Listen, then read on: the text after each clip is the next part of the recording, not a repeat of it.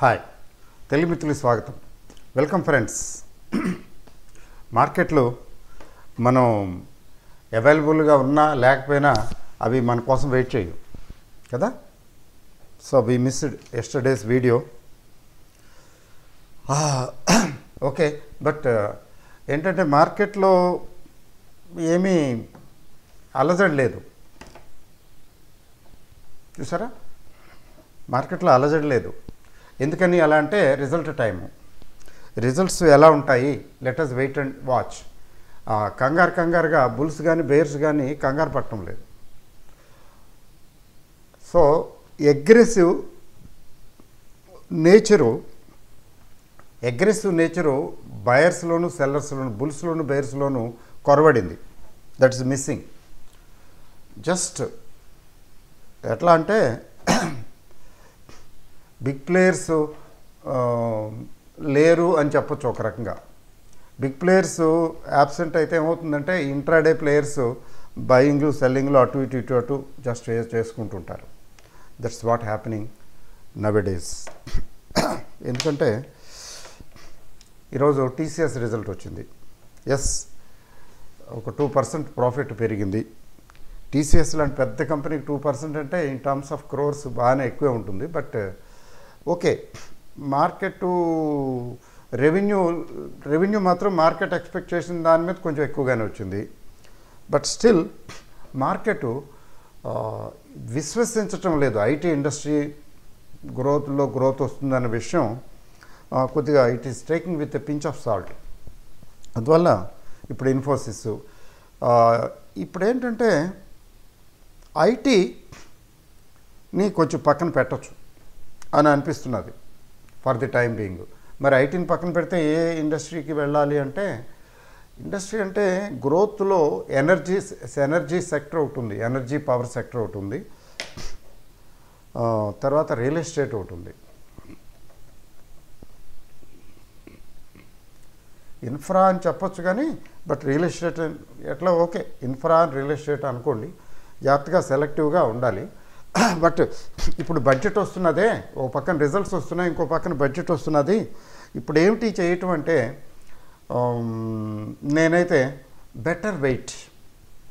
మనం కూడా market players లాగానే వెయిట్ అండ్ వాచ్ అట్లా చేయొచ్చు. మరి పార్షియల్ ప్రాఫిట్ బుక్ చేసుకోవచ్చు అంటే చేసుకోవచ్చు, చూసుకోవాలి. షేర్ని బట్టి ఉంటుంది కండిషన్, షేర్ని బట్టి చేసుకోవాలా అక్కర్లేదు అనేది ఉంటుంది. అది individual, share to share decide చేసుకునేది. మరి వాట్ అబౌట్ ఇండివిజువల్ స్టాక్స్ డిఫరెంట్గా ఉంటుంది. ముఖ్యంగా మిడ్ క్యాప్, స్మాల్ క్యాప్ అట్లా తీసుకుంటే ఆ కంపెనీకి ఉన్నటువంటి కండిషన్స్ని బట్టి, ఆ కంపెనీకి ఉన్నటువంటి సమాచారాన్ని బట్టి, డెవలప్మెంట్స్ని బట్టి దాని గ్రోత్ ఉంటుంది. నేచర్ ఆఫ్ ది బిజినెస్, దాని ఫండమెంటల్స్. అందుకని రైజింగ్ మార్కెట్లో కూడా కొన్ని పడిపోతాయి, కొన్ని ఫాలింగ్ మార్కెట్లో కూడా పెరుగుతాయి కదా. అందుకని విజ్ఞత ఏమిటంటే ఫండమెంటల్స్ చెక్ చేసుకుని ప్రాపర్గా మనం ముందుకెళ్ళాలి. తర్వాత మార్కెట్ ట్రెండ్ గురించి చెప్పాలంటే ఎఫ్ఐఐస్ ఈ మధ్యన కొద్దిగా అమ్ముతూనే ఉన్నారు, కొనటం లేదు. పెద్దగా అమ్మకపోయినా అమ్ముతూనే ఉన్నారు రోజు. లాస్ట్ 3-4 సెషన్స్ నుంచి చూస్తున్నాను, నాకు సెల్లింగే కనిపిస్తున్నది ఏ రోజు చూసినా. It's okay. ఇప్పుడు ఎఫ్ఐఐస్ అమ్మినంత మాత్రాన మార్కెట్లో ఏం పడిపోవు, వాళ్ళు కొన్నంత మాత్రాన పెరగాలని ఏం లేదు. అయితే వాళ్ళు కొంటే పెరగచ్చు, పెరగదనేం లేదు. బట్ వాళ్ళు అమ్మేస్తుంటే పడిపోతాయి మార్కెట్లు అనేది, అది లాస్ట్ టైం కరోనా టైంలోనే మనం ప్రూవ్ చేసాం. అమ్మకుండా ఎంత అమ్ముతారో అన్నట్లు మన ఎల్ఐసి ఇట్లా కొన్ని ఇన్స్టిట్యూషన్స్ నిలబడి కరోనా టైంలో మొత్తం లేపేసిని, కొట్టిపారేసిని. దెబ్బకి వాళ్ళే మళ్ళీ జూలై నుంచి సరెండర్ అయిపోయారు. అంటే తిరిగి బయింగ్ మొదలుపెట్టారు. వాళ్ళు చిత్త కొట్టేసినప్పుడు మన ఇన్స్టిట్యూషన్స్ కొనుక్కున్నాయి, ముఖ్యంగా ఎల్ఐసి లాంటి ఇన్స్టిట్యూషన్స్ కొనుక్కున్నాయి. అందుకని ఎల్ఐసి షేరు మంచిది అని అనుకునేది, మంచిది కొనుక్కోవచ్చు అనుకున్నదే. అందువల్లనే వాళ్ళు ఏంటంటే గవర్నమెంట్ కొంచెం ఎక్కువ రేటు 900 చిల్లర వసూలు చేసింది పర్ షేర్కి. అంతే తప్ప LIC is not a bad company, high priced, high valued. ఇప్పుడు అది వచ్చేస్తున్నట్టే కదా. So LIC is a growth company because of these reasons. LIC is a big investor, very very big investor.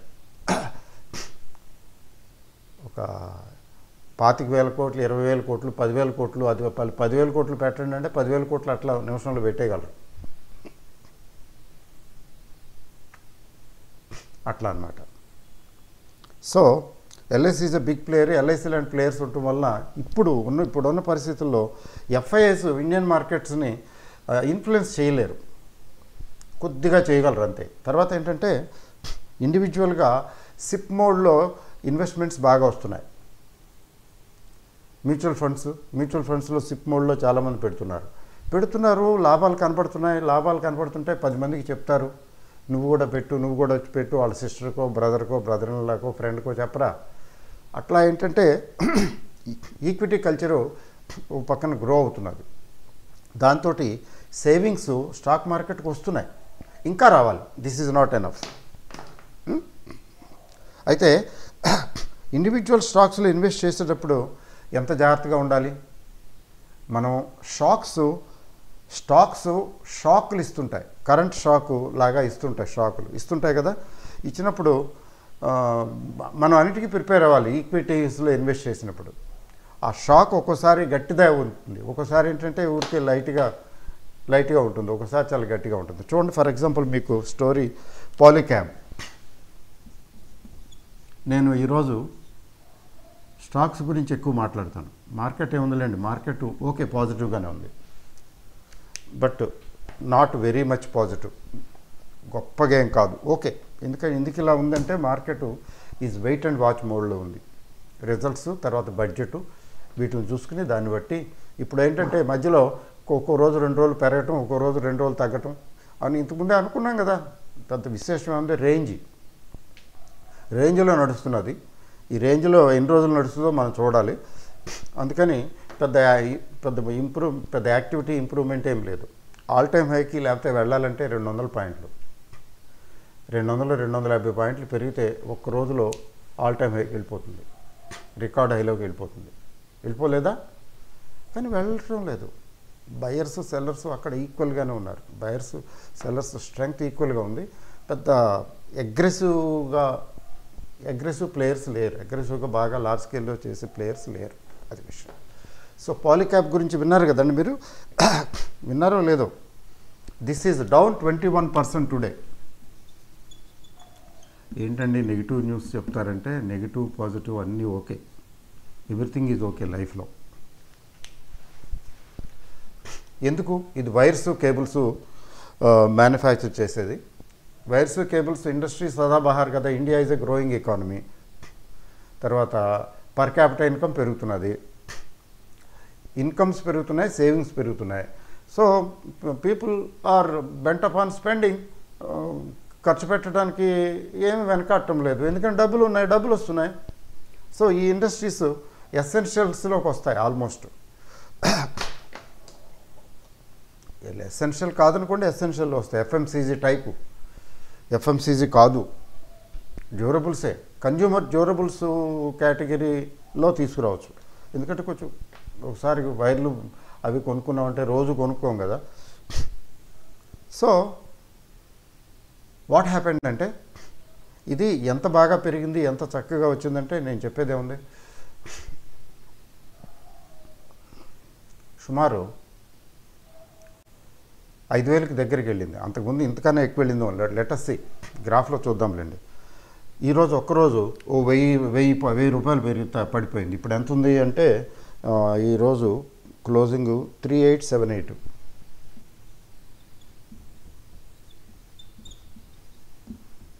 వెయ్యి రూపాయల పైనే పెరిగింది ఒక షేర్కి. ఏంటి జరిగిందంటే ఐటీ వాళ్ళు, ఇన్కమ్ ట్యాక్స్ వాళ్ళు చక్కగా, బాబు ఏంటి నువ్వు లెక్కలు చూపించకుండా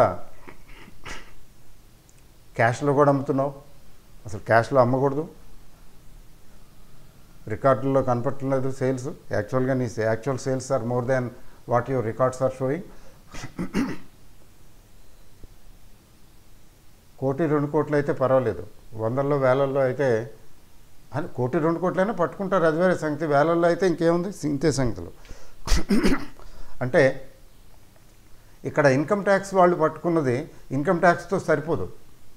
ఇప్పుడు జిఎస్టీ వాళ్ళు వచ్చేస్తారు, ఏంటి బాబు జిఎస్టీ కట్టకుండా ఇన్పుట్స్ తీసుకున్నావా, అచ్చా ఎవరెవరికి అమ్మావు, వాళ్ళ దగ్గర జిఎస్టీ తీసుకోలేదు కదా, అంతా క్యాష్, అంటే ట్యాక్స్లు ఎగ్గొట్టడానికి చేసావన్నమాట అంటారు. అంటే జిఎస్టీ వాళ్ళు వీళ్ళు ఇన్కమ్ ట్యాక్స్ వాళ్ళు వసూలు చేసే దానికంటే జిఎస్టీ వాళ్ళు వసూలు చేసేది చాలా ఎక్కువగా ఉంటుంది. ఎందుకంటే మనకు తెలిసిన విషయమే కదా, ఇండైరెక్ట్ ట్యాక్సెస్ ఇన్కమ్తో నిమిత్తం లేకుండా ట్యాక్స్ వసూలు చేస్తారు. అది consumption tax. Indirect tax is a consumption tax. Income tax అనేది డైరెక్ట్ ట్యాక్స్ కదా, it is on income. Suppose your income is not there, no tax. So ఏమిటి నేను చెప్పేది ఏంటంటే, ఈ స్టోరీ ఇంతటితో అయిపోయిందా? కంపెనీ డినై చేస్తుంది, చేయదా? మరి ఇదంతా అబద్ధం చెబుతుంది. ఓకే, ఇది ఎప్పుడు తేలుతుంది? తెలీదు. దీని పర్యవసానం ఏమిటి? ఇన్వెస్టర్ బుక్కుడు. ముఖ్యంగా ఎప్పుడో చిన్నప్పుడు కొనుక్కున్న వాళ్ళు, తక్కువలో కొనుక్కున్న వాళ్ళు పర్వాలేదు, కొంత లాస్ ఆఫ్ ప్రాఫిట్. రీసెంట్గా కొనుక్కున్న వాళ్ళ పరిస్థితి ఏంటి? నాకు లైవ్ వీడియో పెడుతుంటే, సార్ పాలిక్యాప్ గురించి చెప్పండి. ఓకేనే, మంచిదేనే, బాగానే ఉంటుందని చెప్తున్నాం. ఏం బేసిస్ మీద చెప్తున్నాము? దాని ఫండమెంటల్స్, దాని గ్రోత్, ఎర్నింగు అవన్నీ చూసి చెప్తున్నాం. కానీ ఆ ఎర్నింగ్ వెనక ఇంత చిదంబర రహస్యం ఉందని, ఇట్లాంటివి ఉంటాయని మనకు తెలియదు కదా. ఫిగర్స్, అంకెలు ఏం చెప్తున్నాయి, స్టాటిస్టిక్స్ ఏం చెప్తున్నావు, దాన్ని బేస్ చేసుకుని చెప్తున్నాం. చూసారా? అందుకే సెబీ వారు ఏం చెప్తారంటే, మీరు రికమెండేషన్స్ అట్లా చెప్పకండి, ఈ విషయం కూడా చెప్పండి, ఎందుకంటే ఇందులో రిస్క్ ఎక్కువ ఉంటుంది. సత్యం కంప్యూటర్ పరిస్థితి ఏమైంది?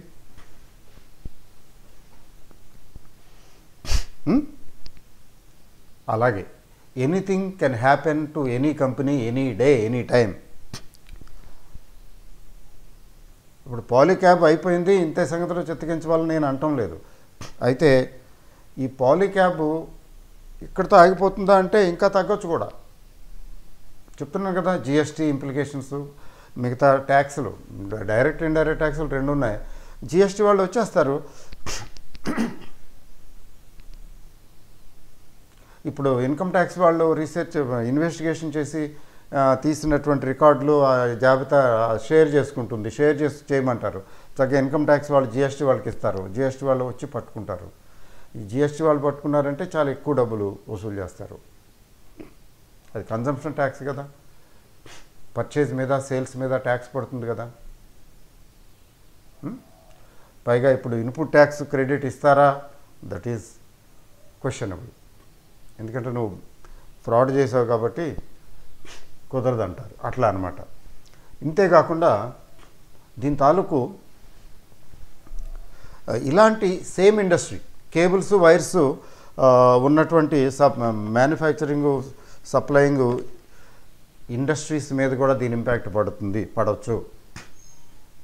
అవి కూడా కొంచెం తగ్గొచ్చు. ఎందుకని వాడు చేశాడంటే ఇలాంటి ఇండస్ట్రీ వీడు కదా, వీడు కూడా చేశారేమో, తీవా నీ రికార్డులది అని మొదలు పెట్టవచ్చు కదా. That is there. అది చూసారా? అందువల్ల ఏంటంటే ఈక్విటీ ఇన్వెస్ట్మెంట్ ఎప్పుడు కూడా nothing is in our hands. చాలా సందర్భాల్లో ఏదో కొంచెం క్యాజువాలిటీ వస్తుంది, తర్వాత సర్దుమణిగిపోతుంది. బిజినెస్ మోడల్ మంచిదయ్యి ఫండమెంటల్స్ బాగుంటే ఏముంది, కొంత తగ్గుతుంది. తగ్గిన తర్వాత మళ్ళీ ఈసారి కొంచెం జాగ్రత్తగా ఒరి దగ్గర పెట్టుకుని బిజినెస్ చేస్తారు. మళ్ళీ ఏముంది, లాభాలు వస్తాయి. లాభాలు ఎప్పుడైతే గడిస్తున్నారో మీ షేర్ ధర పెరుగుతుంది. 21,000 crore రూపీస్ 21,000 crore రూపీస్ ఒక్క రోజులో మార్కెట్ క్యాప్ ఎగిరిపోయింది. అందులో మీరు, నేను, మీలాంటి వాళ్ళు, నాలాంటి వాళ్ళు కూడా ఉన్నాం. చూసారా? సో ఈక్విటీ, ఈ మార్కెట్స్ ఆర్ రిస్కీ. ఆ రిస్క్ విషయం మాత్రం గుర్తుంచుకోవాలి, మర్చిపోకూడదు.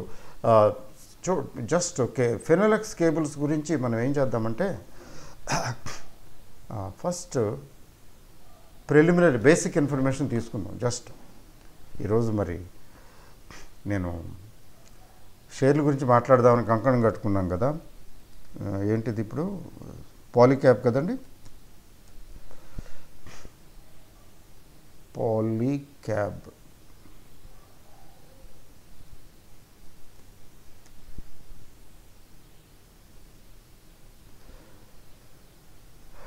ఇదేమిటి పాలీక్యాబ్ 3,900 చూపిస్తున్నది ఇక్కడ. Polycab India limited 3,800. సరేలేండి, ఏం పర్లేదులేండి. 3,922 చూపిస్తున్నది ఇక్కడ. Let us see. Just basic information తీసుకుందాం, ఎక్కువ అక్కర్లేదు, ఐడియా కోసం. ఏంటి వాట్ ఈజ్ దిస్ అని. ఇది ఏంటంటే ఆప్షను ఏంటి ఫ్యూచర్స్ చూస్తున్నానా నేను. Strike price, futures and options.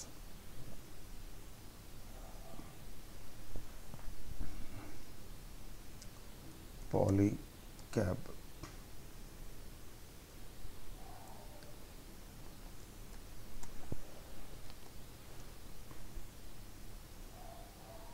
ఆ 3878 పాలీక్యాబ్ ఇండియా లిమిటెడ్. ఫ్యూచర్స్ కాదు, ఒకసారి చూడండి. ఏంటి కంపెనీ అంటే బేసిక్గా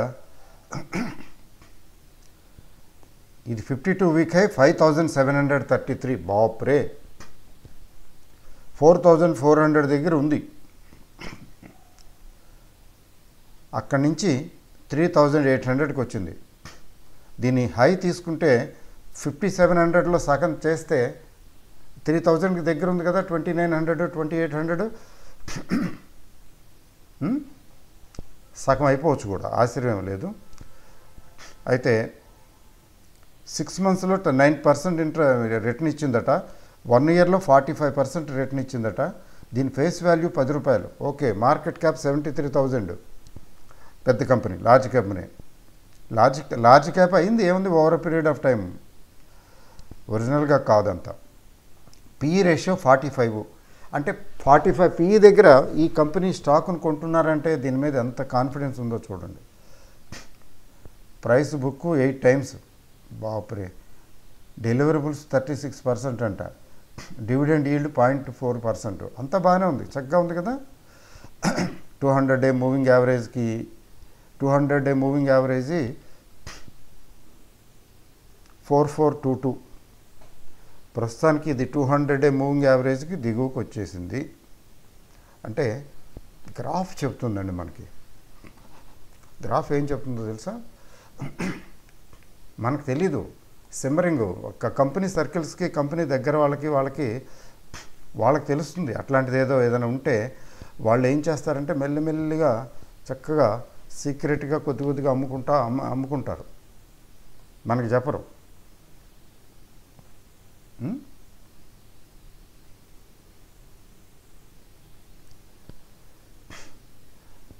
తీరా తగ్గిన తర్వాత తగ్గిందే అనుకుంటాం, విస్తుపోతాం. కానీ వాళ్ళకి ముందే తెలుస్తుంది ఇది అట్లాంటి సూచనలు ఏమైనా ఉంటే. అందుకనే చూద్దాం పాలీక్యాబ్ ఇండియా లిమిటెడ్ దీని పరిస్థితి ఏంటి.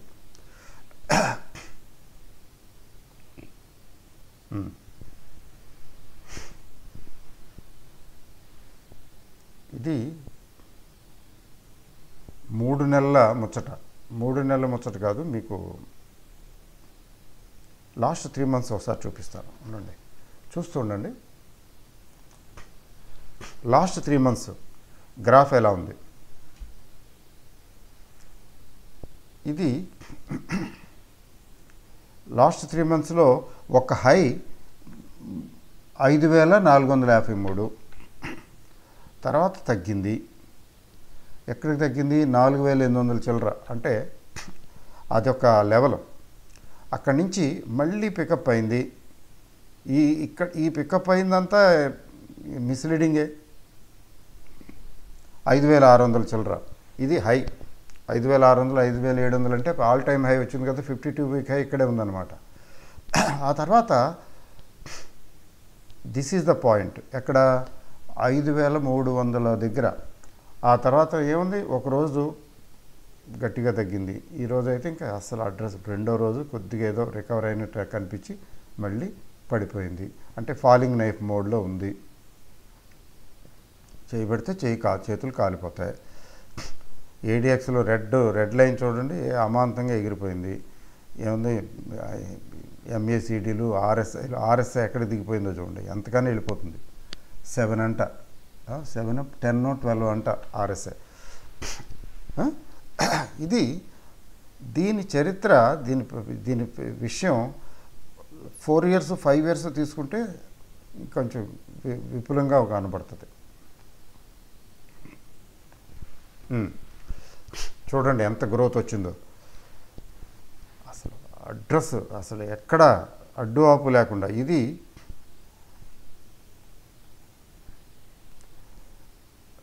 2019 ఏంటి, 2019 వెరీ రీసెంట్. My goodness. 2019లో దీని జైత్రయాత్ర మొదలైంది 560 రూపాయలు. అప్పుడు ఎవరైనా 560 దగ్గర కొనుక్కున్న వాళ్ళ పరిస్థితి ఏంటి, 7,000 అయిపోయింది. అంటే మోర్ దాన్ 10 times. తర్వాత కరోనా టైంలో మళ్ళీ అక్కడికే వచ్చింది. అక్కడ కొనుక్కున్న వాళ్ళకి కూడా ఇంక అంతే, ఫైనల్ లిఫ్ట్, టేక్ ఆఫ్. అక్కడి నుంచి ఎంత వరకు వెళ్ళిందంటే దిస్ ఈజ్ ద పీక్, 2,770. ఆ తర్వాత మరొక్కసారి అక్కడి నుంచి మళ్ళీ అందుకుంది. ఎంత స్టీప్ రైజో చూడండి 3 yearsలో. జస్ట్ 4 years అనుకోండి, 4 yearsలో మోర్ దాన్ 10 times పెరిగింది. చూడండి పెరుగుట కొరకే అని ఎట్లా తగ్గిందో.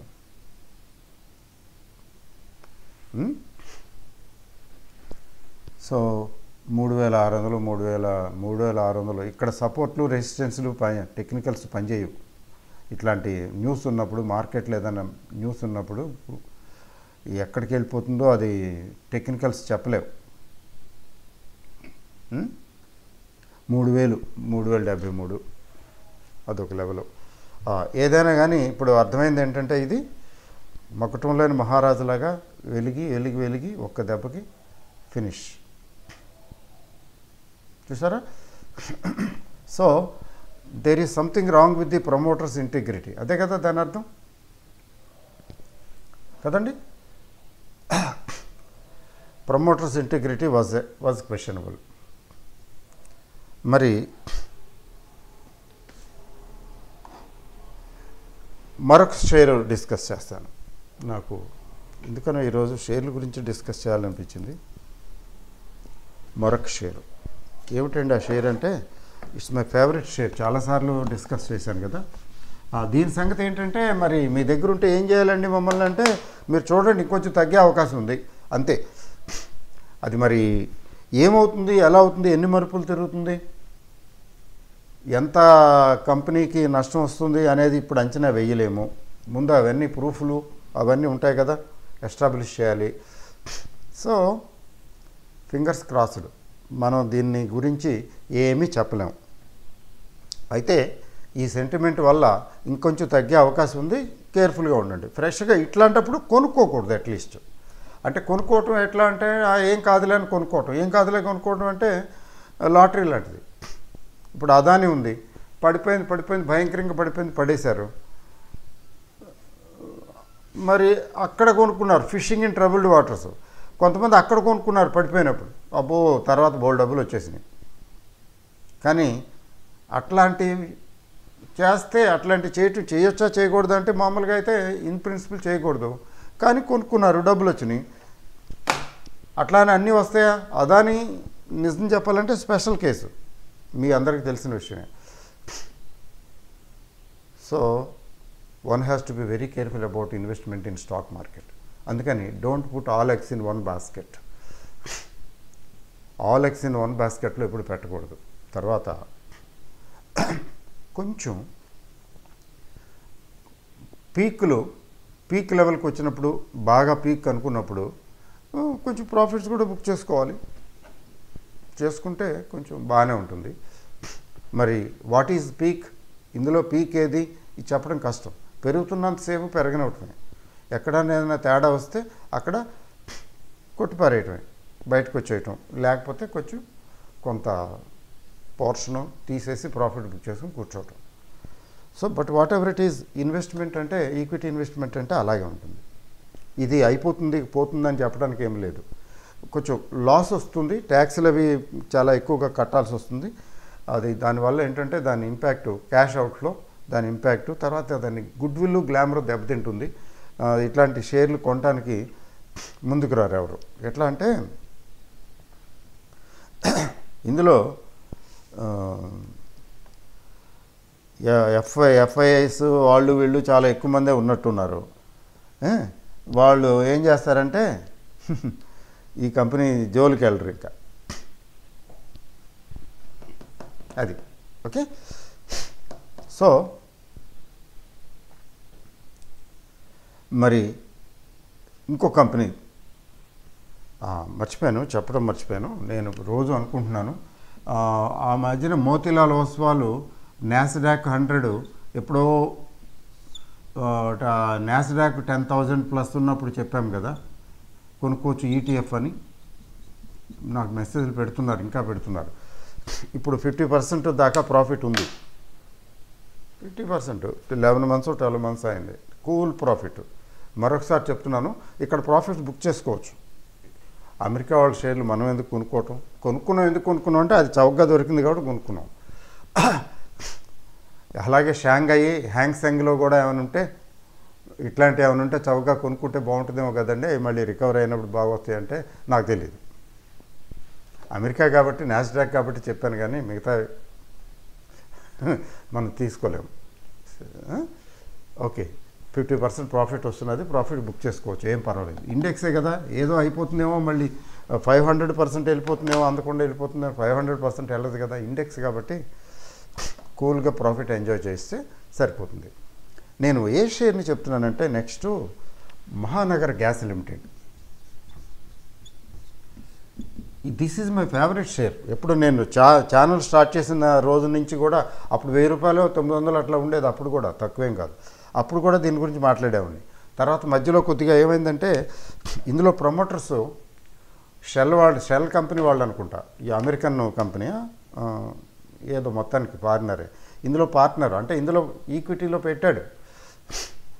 పెట్టి ఆయనకి వాళ్ళు ఏంటంటే సరే తీసేద్దాం ఇన్వెస్ట్మెంట్ అనుకుని, ఇందులో నుంచి తీసేద్దాం అనుకుని, ఈ కంపెనీ పెర్ఫార్మెన్స్ బాగా కాదు, తీసేద్దాం ఇండియాలో ఈ ఇన్వెస్ట్మెంట్స్ అనే డెసిషన్ తీసుకుని వాళ్ళు పెరిగినప్పుడల్లా ఫటాఫట్ అమ్మటం, వాళ్ళ స్టేక్ని తగ్గించుకోవటం ప్రమోటర్స్, అట్లా చేసి దీన్ని ఇబ్బంది పెట్టారు. ఇది 700-800 మరీ అట్లా అని చెప్పి ఏమో ఎక్కడికో వెళ్ళిపోలేదు, 700-800 రేంజ్కి వచ్చింది, 800కి వచ్చింది అనుకోండి. ఇది ఐపీఓ ఎంత 400-500 రేంజ్లో ఐపీఓ. ఈ 400-500 నుంచి చక్కగా నిటారుగా చక్కగా నీట్గా వెళ్ళింది, 1100-1200-1300 అట్లా వెళ్ళింది. మళ్ళీ వాళ్ళు ప్రమోటర్స్ స్టేక్స్ అమ్మటం వలన మళ్ళీ దెబ్బతిన్నది. ఎందుకంటే సెల్లింగ్ వచ్చేస్తుంది కదా, ఎక్కువ క్వాంటిటీ అమ్మాలంటే మీరు తగ్గించి అమ్మాలి, పెరిగినప్పుడల్లా అమ్మారు, అట్లా చేశారు. అయితే ఇది గ్యాస్ డిస్ట్రిబ్యూషను మనకి మహారాష్ట్రకి మకుటం లేని మహారాజు, మొనోపలి, ఒక రకంగా semi monopoly, oil gas distribution company, mostly trading అని చెప్పుకోవచ్చు. సో ఇది మధ్యలో కన్సాలిడేషన్ చేసుకుంటూ తన నెట్వర్త్ ఇంప్రూవ్ చేసుకుంటూ వస్తున్నది. ఇప్పుడు మీరు గమనించండి, మహానగర్ గ్యాస్ దాని కొంచెం డేటా కూడా తీద్దాం, కొద్దిగా బేసిక్ ఇన్ఫర్మేషన్ తీసుకున్న తర్వాత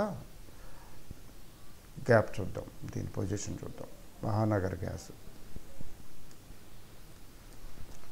మంచి కంపెనీ. తర్వాత ఈ ప్రమోటర్స్ ఇవి అవి ఇలాంటివి ఉన్నాయి కదా, అట్లాంటివి దీనికి ఛాన్స్ లేదు. ప్రమోటర్స్ ఏం చేస్తారో ముంచేస్తారేమో, ప్రమోటర్స్ మంచోళ్ళో కాదో తెలియదు, అట్లాంటి సిచ్యువేషన్స్ దీనికి ఉండవు. చూడండి ఒకసారి గ్రాఫ్ నేను చూపిస్తాను. Mahanagar gas this is now 1240 rupees. ఈరోజు పెరిగింది గట్టిగా, ఒక 5% పెరిగింది. అంతకుముందు 2 రోజులు 3 రోజులు తగ్గి నెట్ స్ట్రెంగ్త్ ఉన్న కంపెనీలు ఖచ్చితంగా పెరుగుతాయండి తగ్గినా కూడా.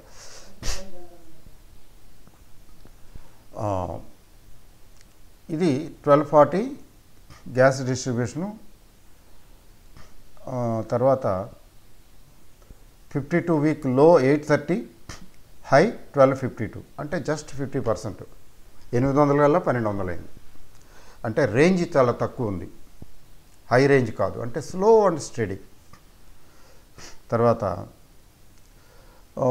2016 ఐపీఓ 10 రూపాయల షేరు, మార్కెట్ క్యాప్ ఎప్పటికీ 11,000 చిల్లర.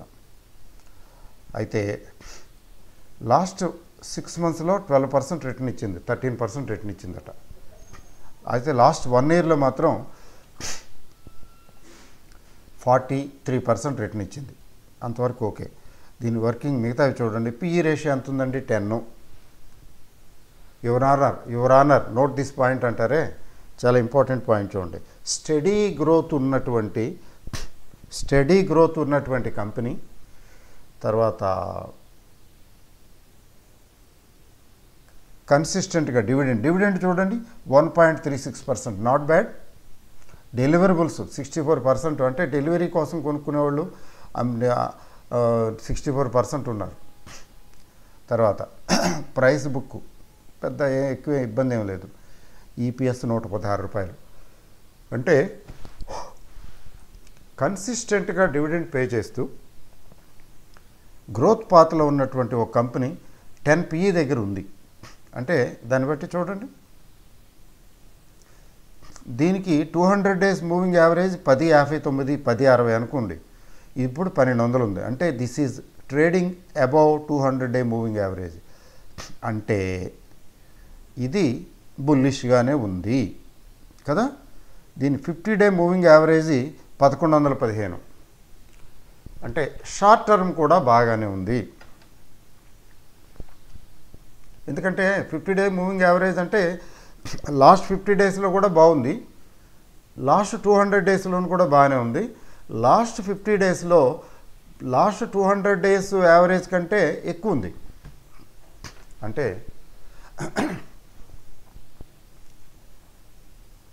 మా పెదనాన్న కంటే మా చిన్నాన్న కాస్త యంగ్గా కనబడుతున్నాడు, అంటే చక్కగా ఉన్నాడు అని. ముఖం అది కొద్దిగా ఇదిగా ఉంది అని. ఏమండి, పెద్ద ఆయన వయసు ఎంత, చిన్న ఆయన వయసు ఎంత? ఆయన పెద్ద వయసు కాబట్టి ముఖం కొద్దిగా ముడతలు పడింది. ఈయన ఇంకా అంత పెద్ద వయసు కాదు కాబట్టి ఇంకా ముఖం బాగానే ఉంది నిగారింపుగా.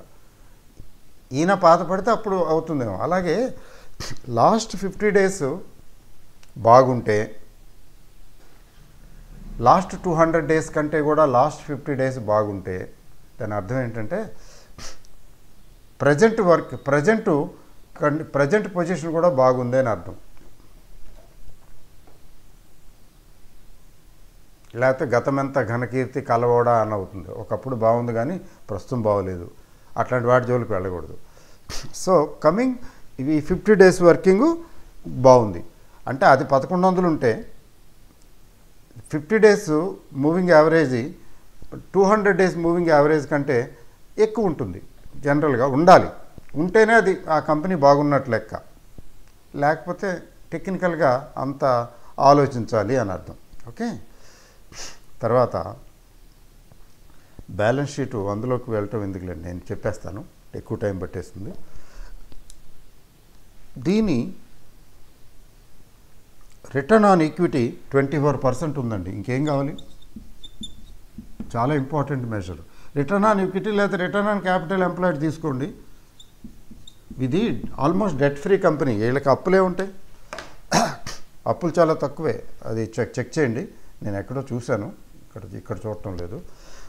సో రిటర్న్ ఆన్ ఇన్వెస్ట్మెంట్ అనండి, ఈక్విటీ అనండి, అట్లాగా కొద్దిగా స్లైట్ డిఫరెన్స్ ఉంటుంది. దానికి పెద్ద ఇబ్బంది ఏం లేదు. అయితే ఎక్కువ అప్పు తీసుకుంటే, డెట్ ఎక్కువ ఉంటే అప్పుడు return on equity, return on capital employed compare చేయవలసి వస్తుంది. ఎందుకని, మీరు అప్పు తీసుకున్న డబ్బులు కూడా బిజినెస్లో పెట్టారు, మీ ఈక్విటీ కూడా పెట్టారు.